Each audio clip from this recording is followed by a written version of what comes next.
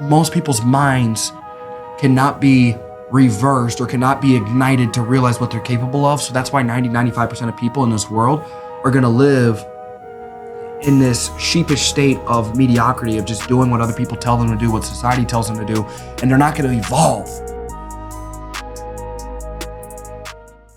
Yo, how's everybody doing? This is a quick video on how I made $7.1 million over the last 6 years. I graduated high school 2017, and I got into life insurance 3 months after that. And that starts with point number one. Number one is I got my life insurance license. It's actually a very weird story. I won't give you the full story, but long story short, I was a bad kid. I was expelled from school my sophomore year.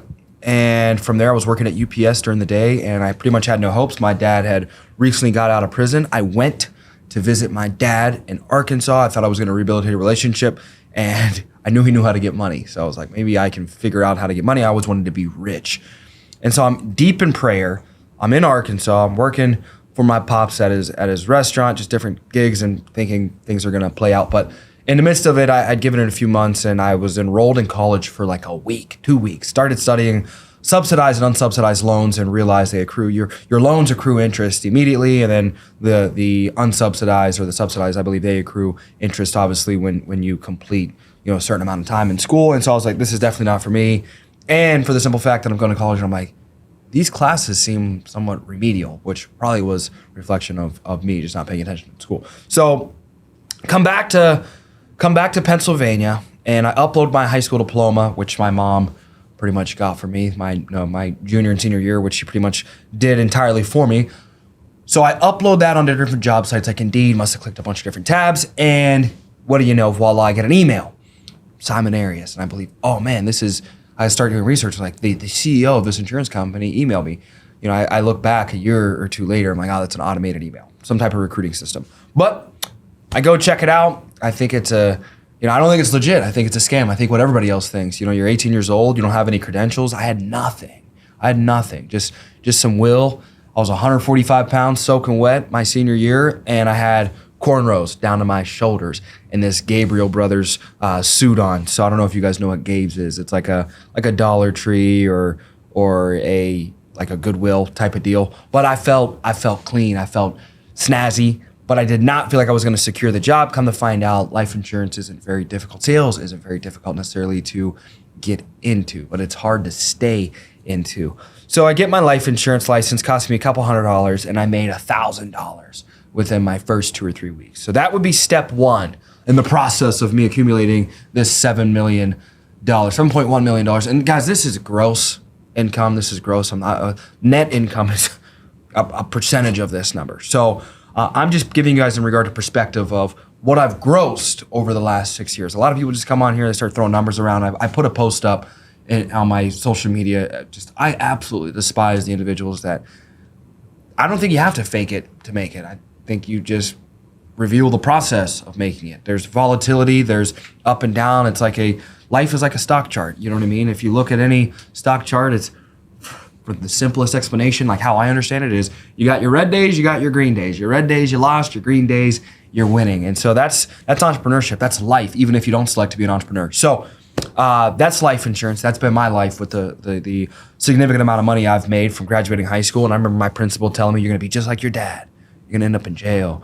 And you're going to end up just being a nobody. So many different teachers and people that just looked down on me and just casted this evilness over me. But there was a lot of good people, a lot of good supportive people. I was, raised in a church, Word of Life Church in Greensburg, Sheena Abraham, Nathan Walters, just all these guys and ladies and people that just poured into me and prayed over me, and my mom, just big support things. So it's not just like, tragedy after tragedy. There's some good things that happen as well. Number two, I found a mentor. So I found a mentor. Obviously, it was very easy because the CEO of our company has a vested interest after I started to perform very well. It took me about 6 months. So imagine 5 months of just making a sale, 1 or 2 sales a week, but you're getting in multiple presentations a day. You're driving all over God's green earth, and you're putting all the energy, attitude, effort. Like, I'm talking 5 months, guys. You're talking about 150 days, 180 days before I had a big breakthrough. And then in that big breakthrough, I start to get more access to the CEO. I start to get more access to Simon Arias. And I very quickly identified right off rip, this is somebody I want to be like, pretty much in every aspect. Solid relationship, never cheated on his wife, just financially beyond free, a significant amount of money that he was making where he retired his mom, he was taking care of everybody essentially, like the entire family just being taken care of, giving back, charities, had his own charity to give back to kids that grew up like him. And I'm like, man, that's my story. We literally have the same story. And so I kept generating results, and then I had more access to Simon, and then I would just take notes. I would look at the notes, make sure my life aligns with the notes, and not overnight, but over time, I started to get the results that Simon said I was going to get, mentally, physically, spiritually, financially. So I think it's vitally important that you find people in this world that you would trade places with, specifically in regard to where you want to go. Like, why would you get marriage advice from someone single? And why would you get fitness advice from someone unhealthy? And why would you get financial advice from somebody that doesn't have any money? So Simon had all these things, and I knew, all the advice I am getting from, even to this day, that I still get from him is valid. It's good. And, time affords you the ability to make some critiques, but I haven't needed to really critique anything because my results aren't parallel to his yet. There's still so much more to go that I know there's so much more I can learn from Simon and continue and will always learn from Simon. So it ties into point number 3. Do everything your mentor says and realize if you negotiate, it's like compromising or making an adjustment on like grandma's like cookie recipe. It's what comes to mind is like my mom's cookie recipe. I can remember growing up, this one time we were really, really young. My dad said, I'm making the cookies. Changes the recipe. Still decent like cookie ingredients, I would imagine. I don't know what it would all be. Flour, eggs, milk, I don't know, water, some chocolate chips in there, but the cookies come out completely flat, like flush with the tray, like not cookies. We all start laughing at him. I think he freaked out, but it just puts into perspective, guys, that's life. Any minor adjustment to the details of the mentor that you have in your life that is guiding you to where you want to go, if you make adjustments to the recipe, just know there definitely is going to be an altered outcome. I'd love for it to be better, but 99% of the time it's worse. It usually costs you time, and then it'll usually cost you quality. So it's like if you wanted more money and you wanted it faster, but you made an adjustment to the recipe and it called for 2 years of dials and door knocks and self-development, and you said, you know what, I'm going to cut that in half. Well, now you're going to end up going 8 years at that level because you wanted to adjust the recipe. So it's very important that you not only find a mentor, but you do everything that mentor says with minimal negotiation. There should be zero negotiation. If anything, when you're asking questions, it should be clarity on, am I doing this exactly how you want me to do it? And help me understand the why, not only for you, that mutual why of like, what's your motive? What are you trying to extract from me? And then what's the why for me? Help me, I have clarity in my own why. And then let's bond that together. And then that's where you can have a collaborative relationship where it's like, I'm benefiting you, you're benefiting me. And here's the overall purpose that we're driving towards. Number 4, in my process of making millions of dollars in the life insurance industry is I sold a bunch of insurance. So I've been doing life insurance for 6 years now. 2 of those years, guys, so that's over 30%, I spent producing on an individual basis. A majority of my income the first 2.5 years was from my pen, from me personally producing, from me driving miles, receiving thousands, tens of thousands of rejections, no's, just people absolutely disregarding my pitch, my presentation, my recruitment. I was recruiting from day one as well. None of it stuck. None of it stood because I wasn't the level of leader I needed to be to not only attract, but to retain and develop the individuals that I was trying to and that I perceived. I knew I had a vision, but your vision doesn't give you permission to just justify where you're at right now. You've got to grow and level up and develop up in order for you to not only attract better, but retain better. You can only retain to the level you are in this life. If you're a 6, you're only going to keep 6s around you. If you're an 8, you can keep 8s around you. If you want to keep and attract 10s, you might accidentally get a 10, but to keep a 10, you've got to be a 10. And I'm not talking about like you are the prettiest or best looking person in the world 10. I'm talking your development, your alignment with your point and your purpose and overall just having value, like a legitimate skill set that you've put years of time, not days, hours, years of time into developing a craft where you bring so much value. People they want to be around winners. People love being around winners. So I sold a bunch of insurance for the first 2 years, 2.5 years of my insurance career, made me probably close to $500,000 just in my own personal performance. Another vital piece of that is had the confidence to lead from the front. I had the confidence in the product. I own the product. All the confidence in the world to help others get there. And so the higher you can perform on a personal level, the easier it is for you to train and develop and recruit people with the confidence of, hey, look, I can help you make $500,000 just selling the insurance. Is that enough money for you? Because some people are like, man, I want to make more than, $20, $30, $40, $50,000 in sales, on an annual basis, which you absolutely should. But if you're a leader and you never crushed it with the product or the service that you're selling, if you never had at least one good month, at least one good week before you're like, forget this, I'm too lazy.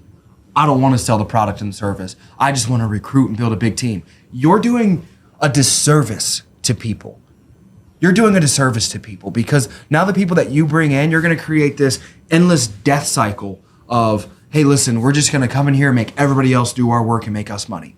You need to go out and perform and fall in love with the process and the product and service that you're selling so that you can have the confidence to not only lead and build an organization off of a legitimate business. Is not built off recruitment. It's built off of customer service, of product and service distribution.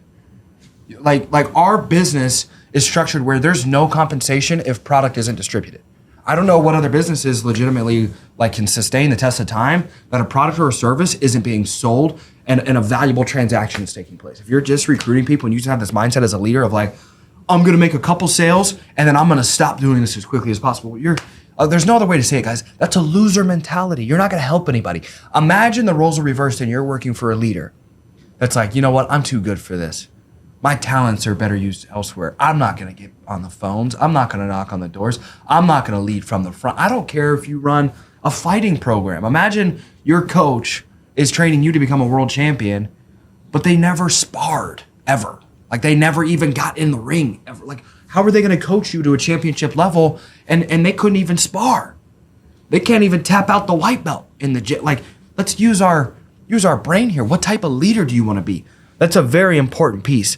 So number 4 is probably one of my favorite pieces. Number 5 is after I had a bunch of traction and a bunch of development by going through the process and by doing what nobody else was willing to do, years of monotony, years of discipline, consistency, not just waiting, like, oh, if I just wait, it'll eventually happen. Waiting and working. If you do one or the other, you mess up the entire thing of success. Because I know a lot of people that are willing to work, but not willing to wait. And so they bounce around from job to job, to gig, to creating company, just to find themselves 30, 40, 50 years old, still at square one, still barely making $100,000, wondering, why am I not the man? I've been doing it for years. Well, because you work, but you can't wait. Then I find people that wait and can't work. So they show up, but they don't do any work. And they're like, yeah, I thought if I just show up and I never quit, I was going to make it. I don't know where you can just show up, pitch a tent at a battle and win the war, win the battle. You've got to go get action. And every single day you've got to develop yourself and you throw out the books, throw out the cold tub, all the workouts. I love it all. If you're not generating attention, if you're not marketing your product or service and getting in presentation after presentation and rep after rep, you're not going to get any better. Again, we could take this into a different industry and say, you're building a school of artists. If you guys are just, doing manifestations and affirmations and Wim Hof breathing and reading all day and you're not getting any reps in, how are you going to build a successful school of musicians and art? Like, I don't care what it is. Take out the life insurance, plug in your career, your industry, your desire, wrestling, fighting, music. Just plug. If you're not getting reps, how are you going to get any better? How are you going to build an organization and a successful team if you can't develop other individuals, which starts with yourself? So recruiting a bunch of individuals, a bunch of people, and a few figured out is point number 5. I'm always recruiting. I'm always looking, and not even for my insurance company. I'm recruiting with the perspective of how can I get smarter people around me? I want to recruit you to be my best friend. I want to recruit you to be in my circle. way smarter than me technology-wise, way smarter than me literacy-wise. I don't care what it is, science, if it's applicable to where we're going. I really just want smarter, better people around me to push me and challenge me financially, mentally, physically, spirit. Like, I really could care less historically. I want smart people around me. I want good, honorable men and women around me that are going to challenge me morally, that are going to challenge me intellectually, that are going to challenge me financially and physically to push me to become the best version of myself. I'm always recruiting. And I know a few people are going to stick it out when it comes to the insurance business. The ratio when it comes to the insurance business is about 8 or 9%. My company is averaging about 20% right now. We're twice as good as everybody in the overall industry. Reason being is we've got the best leads. We've got the best culture. We've got the best training. We've got the best leaders. We've got the best, and we're only a handful of years into this. We're 3 years into this. So I can't imagine to see where we're going to be in the next 3 years. I really believe we're going to be $1 billion insurance company within a 10-year time frame. It gives us 7 years. And a lot of people are like, we'll watch this, we'll go back to it and be like, you sound nuts. We'll play this clip back. We'll look back and be like, see, I told you. I told you where we were headed. I told you what you would be a part of. I told you the percentage of equity you were going to have. That's another reason we're like, people don't really give out equity in the insurance industry. People like are pocket watchers and just hold all their money for themselves. We are going to have the most insurance partners. We're going to make the most millionaires. We're going to impact the industry, the sales industry alone, the most. So, you have to have a perspective, though, and understanding of only a few people are going to figure it out. So recruiting a bunch of people, but understanding only a few are going to figure it out. Why? When you understand that 90% of the world, one, there's enough money in the world for everyone to be a millionaire and beyond, but only 90% of the world, not only, 90+% of the world lives in mediocrity, if not less. And it's a mindset most of the time. I would say there are some individuals born into a situation which it's very tough, but not impossible. Very, very, very tough. Way tougher than the story I could share of my American mediocrity growing up. Food bank lines, food stamps. Listen, there's children and people in places all around this world right now that would just make me even mentioning my story sound foolish, sound senseless and just selfish. All entirety of like just selfish. Just shut up. I'm just thinking to myself, just shut up. So, with that being said, you have to understand only a few people are going to figure out, because most people's minds cannot be reversed or cannot be ignited to realize what they're capable of. So that's why 95% of people in this world are going to live in this sheepish state of mediocrity, of just doing what other people tell them to do, what society tells them to do, and they're not going to evolve and tell themselves, you know what, no longer just thinking outside the box. I'm going to act outside the box. I'm going to grow myself and develop myself day in and day out and push myself to become the best man and best woman possible. And I know eventually, not overnight, but over time, I've got to become an individual worthy of wealth, worthy of freedom, worthy of health, worthy through the process, through the discipline, through the development of becoming a better man and woman every day. 6, I've read a bunch of books. Every year for the last 6 years, I would imagine an average of a book a week. Reason I've been able to do that is I'm not a fast reader. I'm not sitting here I hate when people tell you they're reading a bunch and they don't tell you honestly how they're reading a bunch. Maybe back in like 1736 or like Warren Buffett or these individuals that are able to read 6 hours, 8 hours a day. I'm about an hour to 2 hour a day reading type of person. And I would say 30 minutes of that is physical reading. An hour and a half, an hour every day is audible reading. You can get a significant amount of reading accomplished by listening to books every single day. Listen to books, listen to podcasts. Always try to add value to yourself. A minimum of at least an hour. What are you going to do? If you work 8 hours a day and there's 24 hours in a day, let's say you sleep 8 hours. So there's 8 and 8, that leaves us with another 8. So you work 8, you sleep 8. What are you going to do for another 8? Just play around? Hang out with your girlfriend, with your boyfriend, not become better whatsoever? You can literally provide and plug in and program. Everybody loved playing GTA with the cheat codes growing up. Remember the cheat codes growing up, Zaleski? Keep the cheat code list. Guys, books are the cheat code list where you can plug into your brain, become a millionaire in 5 years. I know like in GTA, it's instantaneous, but you can read a book and you can act on it and study these individuals and study biographies of successful people that came before you in any given industry and take out the similarities and plug it in.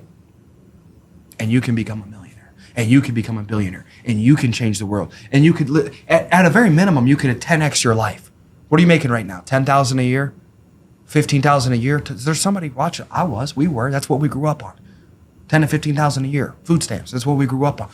Right now, my monthly expenses are 10 times what we grew up on. I've got to figure out how to make 6 figures a month just to cover the expenses of my business. To put into perspective of how quickly life can change in 6 years. I accredit a lot of that to reading. Every day, just a little. I never felt like I became a genius overnight, but I feel a whole lot smarter over the last 6 years of reading, studying. And I'm not reading Narnia. I'm reading books of self-help, of biographies, of business, of finance, of any type of applicable skill of art and creativity, of how can I become a better human being and bring more value to the world and the people around me and help more people around me win? Because Zig Ziglar said, if you help others win and get what they want, you'll win and get what you want eventually. Some of my favorite books, Think and Grow Rich. The Secret. Think and Grow Rich is by Napoleon Hill. The Secret is by Rhonda Byrne. That's a phenomenal. I feel like I always call that's like the entrepreneurial virginity book. You like read that and it opens your mind to like, wow, everything is truly in the power of the mind.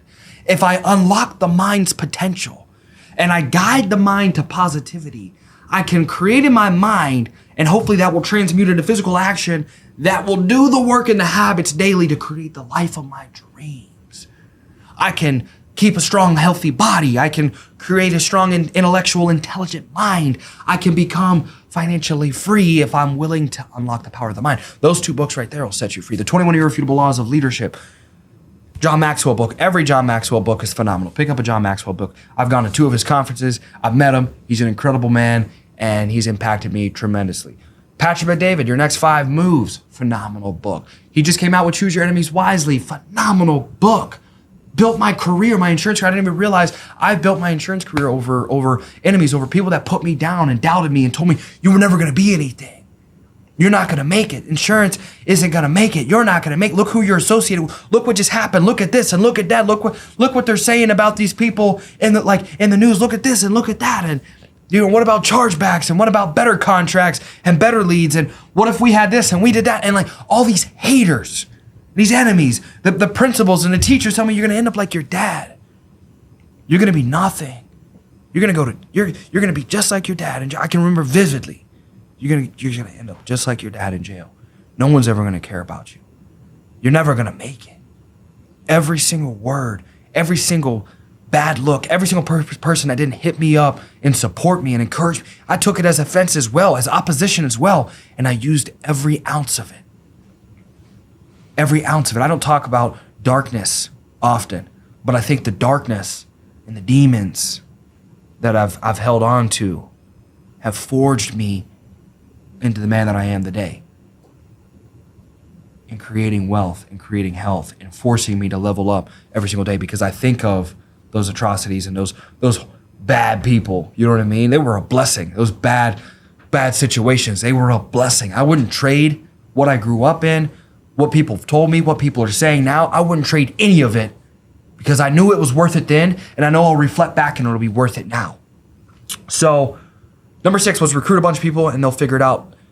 And that was number 5. Number 6 is I've read a bunch of books, develop my myself daily. Number 7 is help others do all of this. 1 through 6, help them do it all. Go back through those. Help them do it all. If you help others get what they want and you help them understand the process in order to getting there, you can't just think about it, you got to be about it.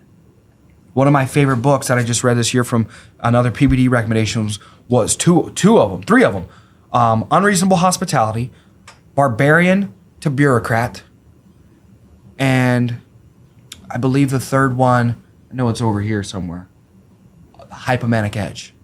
All of the 3 of these books are incredible. I wanted to just throw those in there because I believe you should go check them out because they aren't even that famous, I would say. Barbarian to Bureaucrat, on that aggressive entrepreneur that's paving and pioneering the way and going through the different developments and systems of the evolution of your business, of your creation, through the aristocrats, through the individuals that become more sophisticated, all the way up to the bureaucrats, and then having to revolutionize and pioneer it all over again to take it to another level. But I think I relate with the the barbarian the most, and you've got the creative individual, you've got the artist that kind of sees everything, and the pioneer. It's like different levels of it is incredible. The unreasonable hospitality on the gentleman that shares a story on building one of the incredible restaurants. Like, you've got to go out of your way to serve people. People pay for urgency, speed, and incredible service.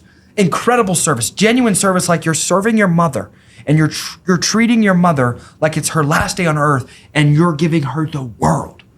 The world. That's how you build something special. Unreasonable.